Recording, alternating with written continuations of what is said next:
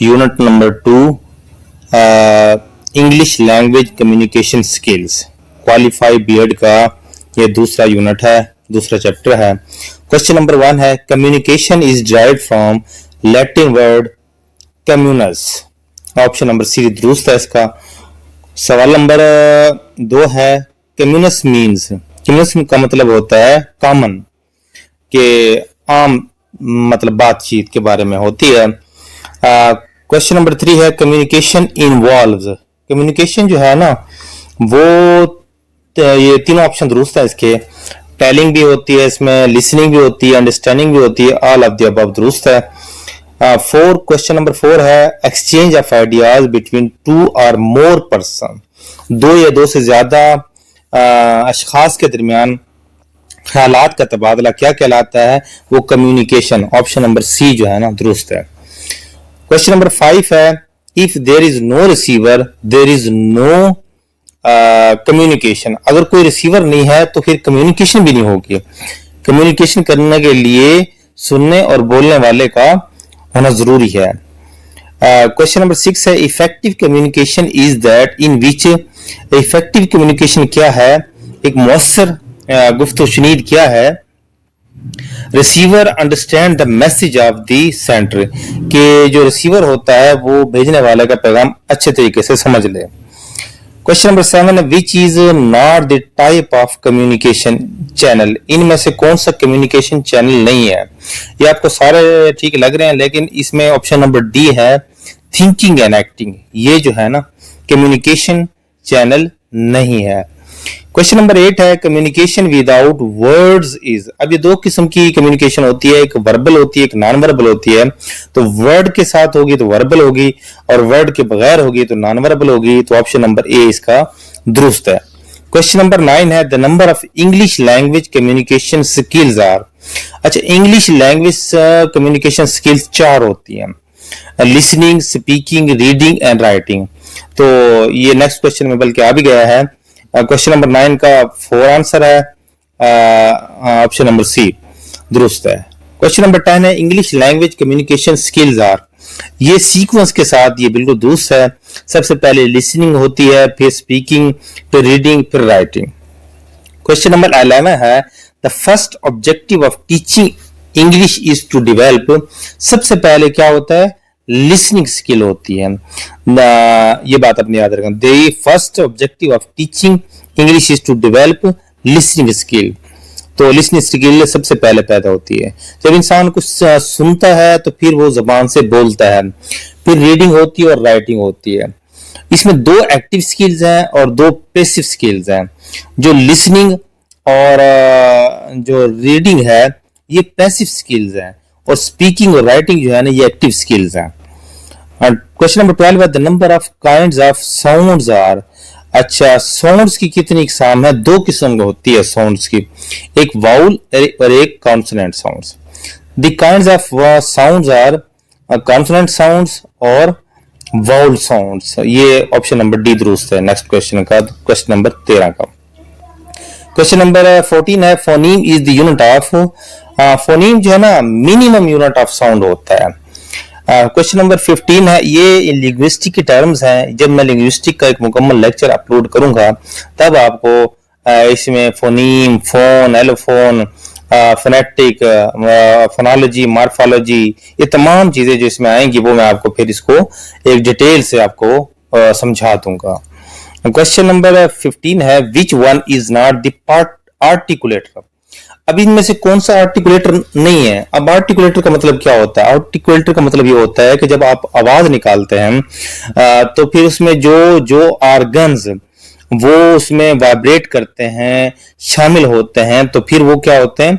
वो आर्टिकुलेटर हैं। तो इनमें फेस जो है ना ये फेस एक्सप्रेशन में इस्तेमाल होता है, लेकिन आर्टिकुलेटर ऑर्गन नहीं है। टंग, लिप्स, टीथ ये आर्टिकुलेटर ऑर्गन्स हैं।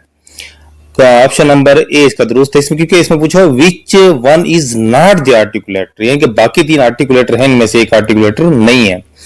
क्वेश्चन नंबर 16 है uttering with the force of breath is. के अटरिंग के बोलना with the force of breath, के एक जोर दे के बोलना किसी चीज पे, तो वो स्ट्रेस होता है। ऑप्शन नंबर डी, स्ट्रेस का मतलब ही जोर देना होता है। The number of branches of phonetics are, phonetics की कितनी ब्रांचें हैं? फोनेटिक्स की 3 ब्रांचें हैं, याद रखें। फोनेटिक्स की 3 ब्रांचें हैं और लिंग्विस्टिक की सबसे जो पहली मतलब थियो क्रिटिकल या मतलब जिसको फोनेटिक्स की आगे इसकी लिंग्विस्टिक की ब्रांच है ना, वो 8 हैं। और उनमें से जो सबसे पहले नंबर है फोनेटिक्स, और फोनेटिक्स की आगे 3 ब्रांचें हैं। सबसे पहले आर्टिकुलेटरी फोनेटिक्स, ये प्रोडक्शन ऑफ स्पीच साउंड को का काम करती है। फिर है अकॉस्टिक फोनेटिक्स, ये जो है ना ये ट्रांसमिशन ऑफ स्पीच साउंड करती है, ये फिजिक्स की टर्म है। और ऑडिटरी फोनेटिक्स ये रिसेप्शन का काम करती है, यानी कि जिसमें कान और इसके कान के जो ऑर्गन हैं वो मतलब इसमें शामिल होते हैं। तो फिर ये 3 आर्टिकुलेटरी, अकॉस्टिक और ऑडिटरी। क्वेश्चन नंबर 18 है phonology is the study of how sounds are. अब देखिए प्रोड्यूस्ड होते हैं आर्टिकुलेटरी फोनेटिक्स में और फोनेटिक्स में, ट्रांसमिटेड होते हैं अकॉस्टिक फोनेटिक्स में जिसमें ट्रांसमिशन होती है, फिजिक्स की टर्म है। ऑर्गेनाइज जो होता है ना, ये साउंड्स को आपने तरतीब देनी है तो फोनोलॉजी में स्टडी ऑफ जो साउंड्स होगा वो फोनोलॉजी होता है, ऑर्गेनाइज्ड है। तो इसका ऑप्शन नंबर सी दुरुस्त है। 19 है the highest level in linguistic. अब लिंग्विस्टिक के जो है ना वो phonetic, phonology, morphology, syntax, semantics और सिग्मेटिक, सिमेंटिक्स और प्रैग्मेटिक्स, ये इसकी जो है ना 6 टर्म्स हैं, 6 या 8 बन जाती हैं। तो ये इसमें इसका जो हाईएस्ट है वो है फोनेटिक्स, फिर फोनोलॉजी आता है, फिर मॉर्फोलॉजी और फिर सिंटैक्स, फिर सिमेंटिक्स और फिर प्रैग्मेटिक्स। ये हम एक एक करके डिस्कस करेंगे जब लिंग्विस्टिक का मैं लेक्चर अपलोड करूंगा तब। तो यहाँ पर सबसे हाईएस्ट जो है ना ये फोनेटिक्स है। अब फोनेटिक्स जो है ना प्रोडक्शन ऑफ स्पीच साउंड होता है। और ऑप्शन नंबर ए जो है फोनोलॉजी, ये सीक्वेंस ऑफ साउंड, साउंड को तरतीब देने का नाम है।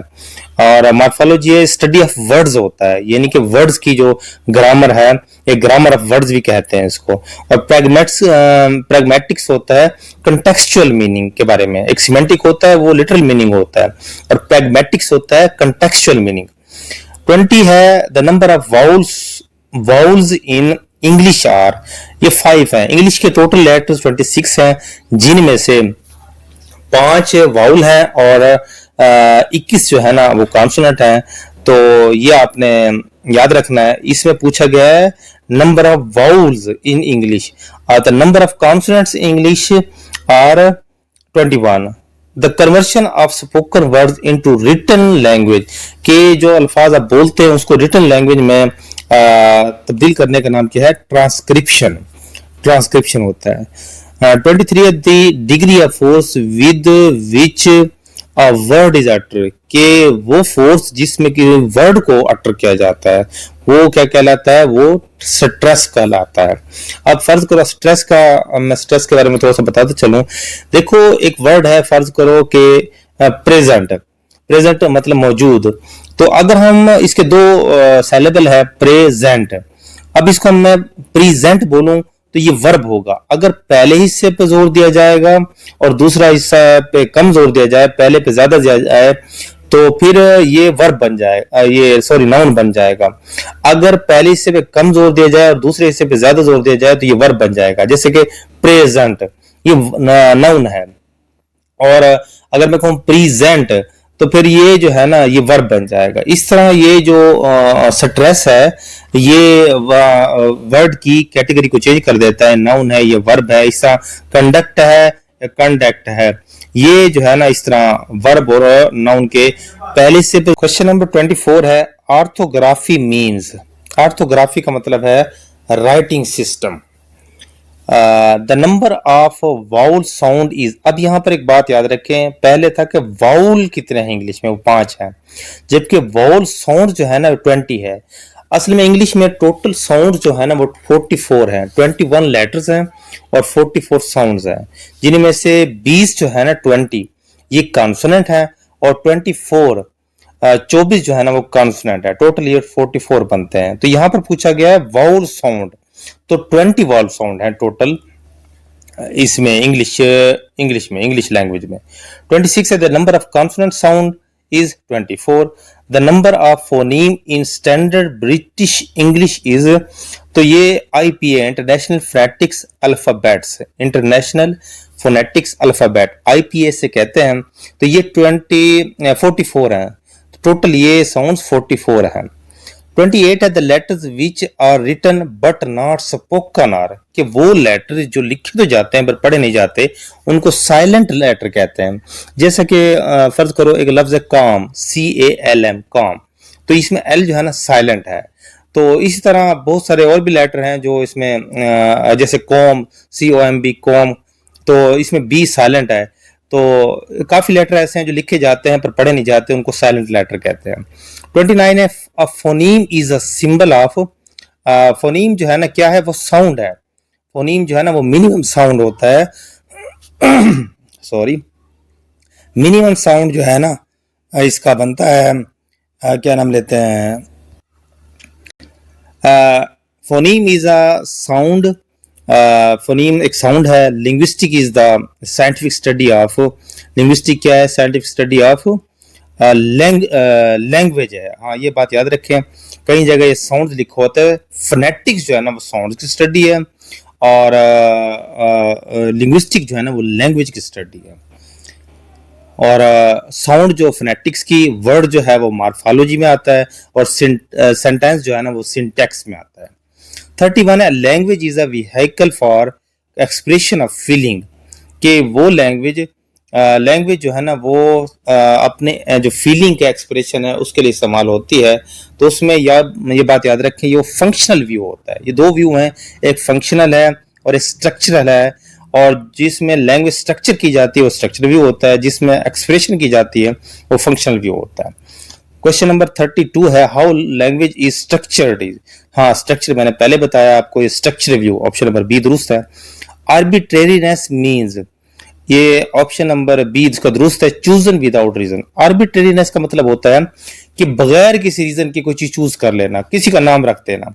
फर्ज करो हमने चेयर कहा है, कुर्सी, तो बस इसकी कोई रीजन नहीं है, हमने इसको बस कह दिया तो वो कह दिया, तो इसको आर्बिट्रेरीनेस कहते हैं, बगैर दलील के उसको चूज कर लेना, बगैर वजह के। 34 क्वेश्चन है the spoken languages in the words are about 3000, तकरीबन 3000 जो है ना जबानें बोली जाती हैं दुनिया में। According to David Crystal the total number of languages are, total number of language कितनी है, 6809, 6809, ऑप्शन नंबर सी दुरुस्त है। According to David Crystal number of languages families is 100, तकरीबन 100 है। ये डेविड क्रिस्टल इसने कोई रिसर्च की होगी उसके मुताबिक है, तो ये कम बेश हो सकती है। 37 क्वेश्चन है in listening the following is involve, listening में दोनों चीजें इन्वॉल्व होती हैं, एयर्स भी और माइंड भी, ऑप्शन नंबर डी दुरुस्त है। लिसनिंग मीन्स, लिसनिंग का मतलब क्या होता है, lending ear to spoken words to understand message, option number C है कि कानों को इजाजत दी जाती है कि आप उसको जो अल्फाज बोले हुए अल्फाज हैं उनको समझें, तो ये लिसनिंग होता है। 39 क्वेश्चन है the first step in listening is, first step क्या है, परसेप्शन एंड डिकोडिंग, परसेप्शन और डिकोडिंग, के आप सुनते हैं और समझते हैं। डिकोड का मतलब होता है लफ्ज को टुकड़ों में तकसीम करना या उसकी मीनिंग तलाश करना। 40 है STM for stand for short term memory, LTM for long term memory. According to Rivers and Temperley in time devoted to listening in communication activities, अब देखिए मैंने ऊपर लिख दिया है पेंसिल के साथ, लिसनिंग जो है 45% है, स्पीकिंग जो है वो 30% होती है, और रीडिंग में जो है ना 16% टाइम डिवोट किया जाता है, और राइटिंग में 9% टाइम डिवोट होता है। ये आप टोटल करें तो ये 100 बनता है। तो इस तरह ये क्वेश्चन नंबर 34, 44 और 45 ये जो है ना इसमें आपने ये मैंने ऊपर लिख दिया है सारा। 46 है global listening is also called, अब देखें दो किस्म की लिसनिंग होती है, एक होती है इंटेंसिव लिसनिंग, एक होती है एक्सटेंसिव लिसनिंग। इंटेंसिव लिसनिंग क्या होती है, किसी भी चीज को गौर से सुनना, किसी भी बात को गौर से सुनना, और एक्सटेंसिव लिसनिंग वो होती है जिसको सरसरी तौर पे मतलब बर्ड्स आई व्यू जैसे कि तायराना नजर जिसे कहते हैं कि सरसरी तौर पे सुनना।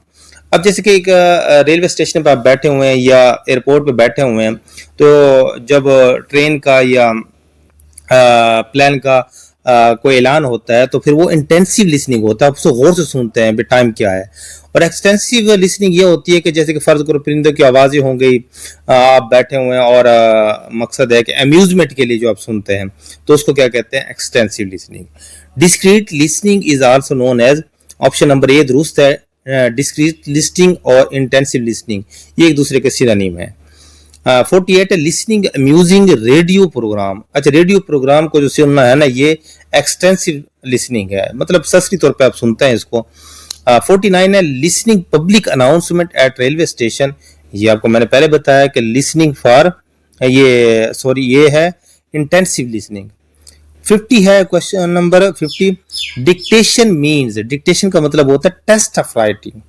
ऑर्थोग्राफी होती है राइटिंग के बारे में स्टडी करना, और डिक्टेशन होता है test of writing. Cloze means, cloze का मीन का मतलब होता है मिसिंग पार्ट। इसमें ये 51 क्वेश्चन का है, मिसिंग पार्ट। 52 है which one is the authentic material. इनमें से कौन सा ऑथेंटिक मटेरियल है? ये रियल लाइफ जो जिंदगी तजर्बा सिखाती है ना, वो ऑथेंटिक होता है। बुक्स, लाइब्रेरी, मैगजीन ये इल्म का इजाफा तो कर सकते हैं, लेकिन जो ऑथेंटिक मटेरियल है वो रियल लाइफ होता है। 53 है रीडिंग मीन्स। रीडिंग का मतलब क्या है? ऑप्शन नंबर डी दुरुस्त है, recognition and comprehension. Recognition and comprehension. Next है 54, intonation is the use of. Intonation जो है ना, ट्यून्स होती है, ये ट्यून्स के बारे में मतलब इस्तेमाल करना होता है। Tunes, rise and fall of tunes जो है ना, इंटोनेशन होता है। क्वेश्चन नंबर 54 का सी ऑप्शन दुरुस्त। क्वेश्चन नंबर है 55, skimming is a type of. Skimming जो है ना, अब ये दो किस्म की रीडिंग आ गई है, एक स्कीमिंग होता है और एक स्कैनिंग। स्कीमिंग का मतलब होता है सरसरी तौर पे पढ़ के उसके सिर्फ ये पता करना कि ये पैराग्राफ किस चीज के बारे में है, और स्कैनिंग होता है उसके इंटरनल मीनिंग। जो एक्सटर्नल मीनिंग होते हैं वो स्कीमिंग में आती हैं, जो इंटरनल मीनिंग होता है वो तलाश करना वो स्कैनिंग कहलाता है। अब इसकी एक मिसाल दे देता हूँ मैं आपको। जैसे कि इंग्लिश में आप एक कंप्रीहेंशन हल करते हैं, तो उसमें जब कंप्रीहेंशन को टाइटल दिया जाता है ना, वो स्कीमिंग होता है, भाई ये पैराग्राफ किस चीज के बारे में है।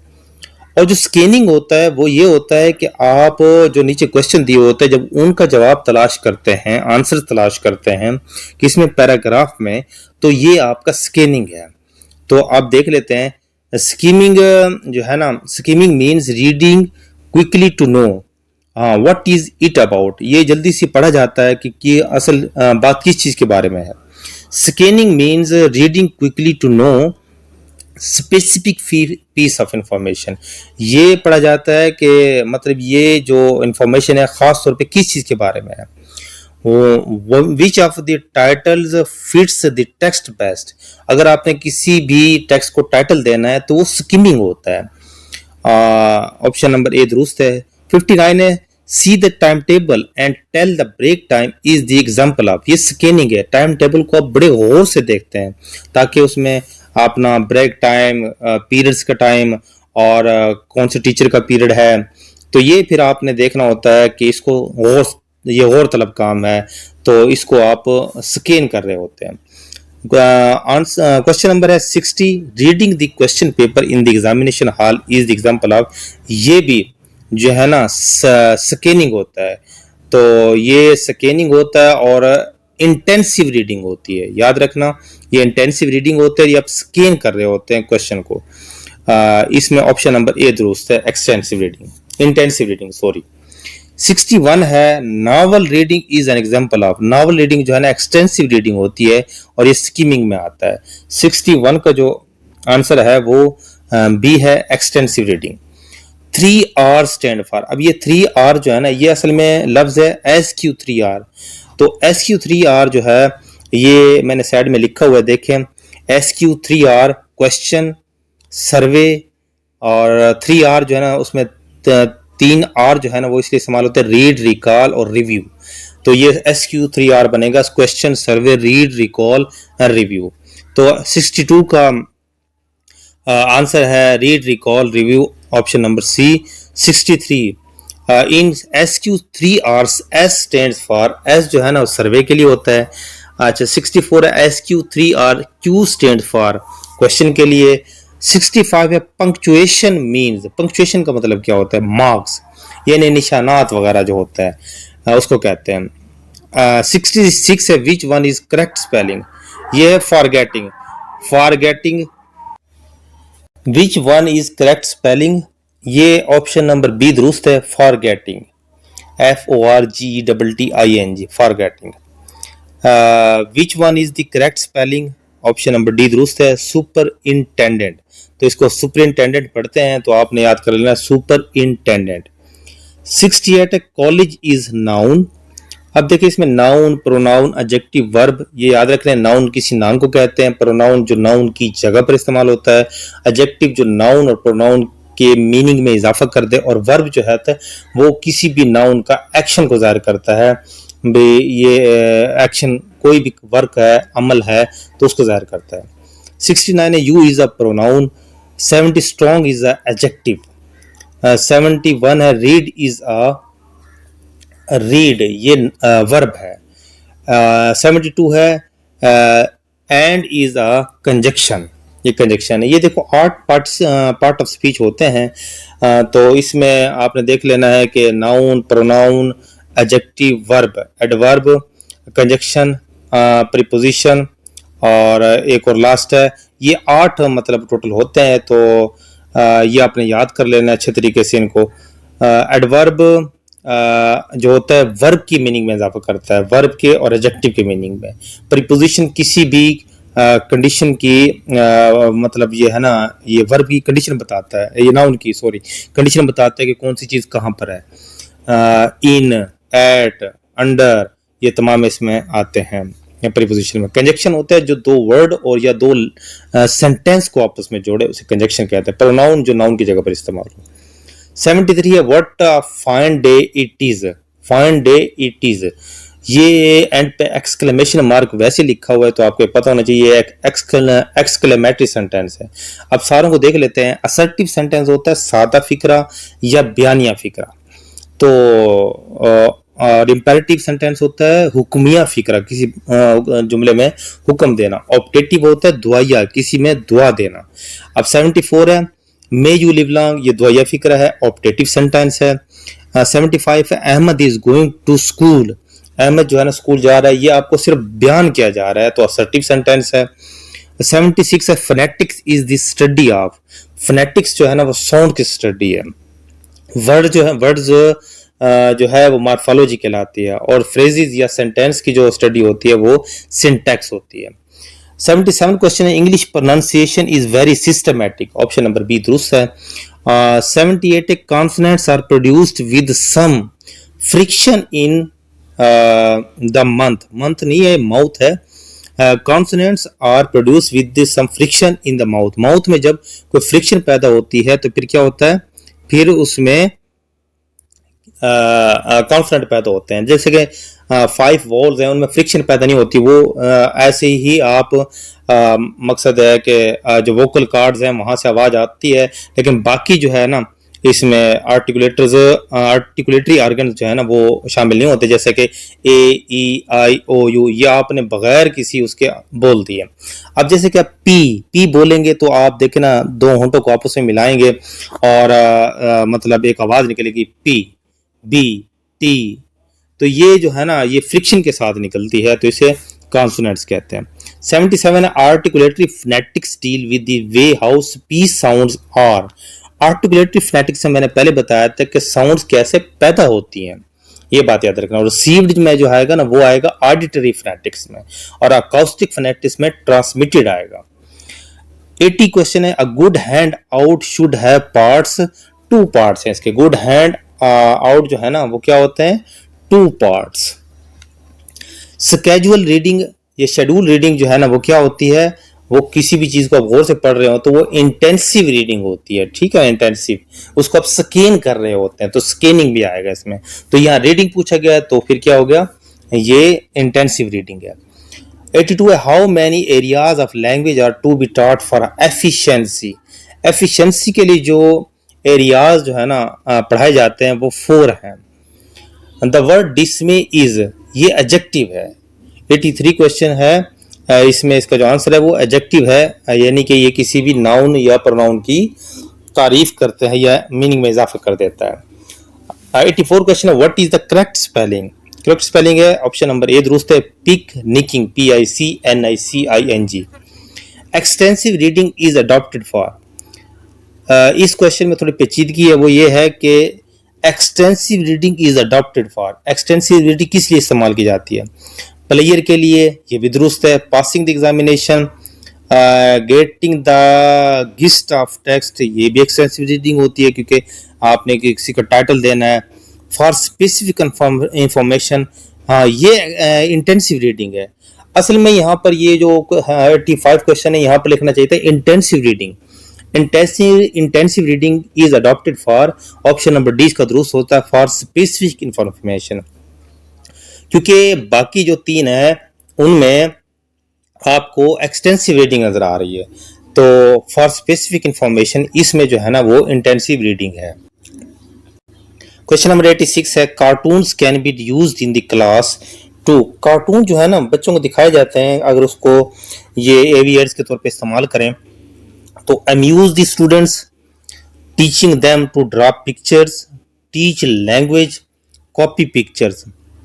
अब अम्यूज द स्टूडेंट्स ये भी दुरुस्त है, teaching them to draw pictures ये भी दुरुस्त है, टीच लैंग्वेज, लैंग्वेज को सिखाना ये तो इसमें नहीं आता, कॉपी पिक्चर्स को कॉपी करना ये भी नहीं आता।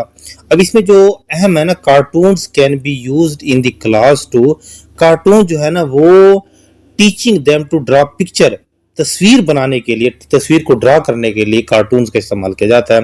तो 86 है बी, ऑप्शन इसका दुरुस्त है।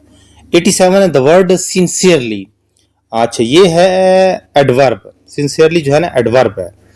88 है you are luckier than I, ये ऑप्शन नंबर डी दुरुस्त है। अब यहाँ पर जो है ना 88 क्वेश्चन में थोड़ी सी कन्फ्लिक्शन उन्होंने डाल दिया है, द लकीर लिख दिया है और इसकी दूसरी डिग्री लिख दी है एडजेक्टिव की। तो कहने का मकसद है कि द लकीर जो है ना तब इस्तेमाल होगा जब 2 डिग्रीज एडजेक्टिव की इकट्ठी एक साथ इस्तेमाल हो। देखिए the more the people the merrier, इसका मतलब है जितने ज्यादा लोग होंगे उतनी ज्यादा खुशी होगी। तो इस तरह द लकीर तब इस्तेमाल होता है तो इसके साथ एक और एडजेक्टिव दूसरी डिग्री वाला इस्तेमाल होता है। तो यहाँ पर द जो है जब 2 डिग्री एडजेक्टिव की एक साथ इस्तेमाल हो और कंपैरेटिव डिग्री और जो सुपरलेटिव डिग्री होती है वो तीसरी डिग्री होती है उसके साथ द इस्तेमाल होता है। तो you are the luckiest than I, तो यहाँ पर द लकीएस्ट होगा, द लकीर गलत है, लकी गलत है, तो यहाँ पर ऑप्शन नंबर डी दुरुस्त है luckier. 89 he is too shy to meet, याद रखिए। अब यहाँ पर एक थोड़ा सा क्वेश्चन में ये है टू जो है TWO ये नेगेटिव सेंस में इस्तेमाल होता है, किसी चीज की ज्यादती के लिए, ज्यादा मतलब कोई मिकदार में चीज हो जाए। और तो आगे इसका जो है ना जो अगला टू है वो उसकी एक्सप्लेनेशन करता है। अब इस का तर्जुमा देखे ना, ही इज टू शाई कि वो इतना शर्मिंदा है कि मिल नहीं सकता। तो इसका मतलब है जब नेगेटिव इस्तेमाल हो तो उसके लिए एनी लगाते हैं, ये बात याद रखें। और पॉजिटिव जब इस्तेमाल हो तो फिर उसके लिए सम लगाते हैं। तो यहाँ पर एनी बॉडी, नो बॉडी भी नहीं, एनी बॉडी आएगा। तो he is too shy to meet anybody, option number B दुरुस्त है। 90 है bad students never hard work. अब यहाँ पर देखो हार्ड, यहाँ पर आएगा ऑप्शन नंबर डी दुरुस्त है वर्क हार्ड। अब यहाँ पर बैड स्टूडेंट्स ज्यादा हैं तो फिर इसका मतलब बनेगा कि बुरे स्टूडेंट्स या कमजोर तालिब इल्म कभी मेहनत नहीं करते हैं। तो फिर ये प्रेजेंट डेफिनेट टेंस का जुमला है। तो एक स्टूडेंट होता तो फिर वर्क्स आता और ज्यादा स्टूडेंट है तो यहाँ पर वर्क आएगा। 91 है what is the total number of diphthong in English language. अब ये ना इंग्लिश ये लिंग्विस्टिक का एक चैप्टर है, तो मैं आपको जब लिंग्विस्टिक की सीरीज करवाऊंगा तो उसमें सारे में तरतीब से आपको इसके एक जो आईपी है, international phonetic alphabets speech sound, उसके बारे में डिटेल से पढ़ेंगे। तो ये 20 वोवल्स हैं और 24 कॉन्सोनेंट्स हैं। तो उसमें जो है ना 8 डिफ्थोंग हैं। डिफ्थोंग होते हैं जो दो लेटर मिलके एक स्पीच साउंड पैदा करते हैं, तो उसको डिफ्थोंग कहते हैं। मोनोथोंग एक स्पीच साउंड पैदा करता है, और ट्रिफ्थोंग हो जो तो 3 लेटर मिलके एक साउंड पैदा करते हैं। 92 है the rise and fall of the pitch of our voice. अब यहाँ पर हमारी जो आवाज के ऊपर जो चीज पैदा जाती है वो क्या कहलाती है? वो कहलाती है intonation, rise and fall of the tune. 92 question में इंटोनेशन आता है। फिर है रिदम, ये ऑप्शन नंबर ये भी देख लें। ऑप्शन नंबर ए है रिदम। रिदम किसी भी चीज की म्यूजिकल क्वालिटी को कहते हैं जिसमें म्यूजिक पैदा हो। स्ट्रेस कहते हैं जोर देना, किसी भी मतलब जो है ना आप कह सकते हैं कि सेलेबल जो होता है उसमें कुछ स्ट्रेस होते हैं, कुछ अनस्ट्रेस होते हैं, तो इससे उसकी नाउन या वर्ब की कैटेगरी तब्दील हो जाती है। और डी है सेलेबल। सेलेबल क्या होता है? सेलेबल मैंने पहले बताया था कि ग्रुप ऑफ लेटर्स होते हैं uttered in single puff of air, के सिंगल पफ ऑफ एयर में अदा होता है। इट्स लार्जर देन फोनीम, ये फोनीम से थोड़े से बड़े होते हैं। इस तरह हमारा यूनिट नंबर 2 जो है ये मुकम्मल हो गया। तो नेक्स्ट यूनिट के लिए इंशाल्लाह फिर मिलते हैं। अल्लाह हाफिज़।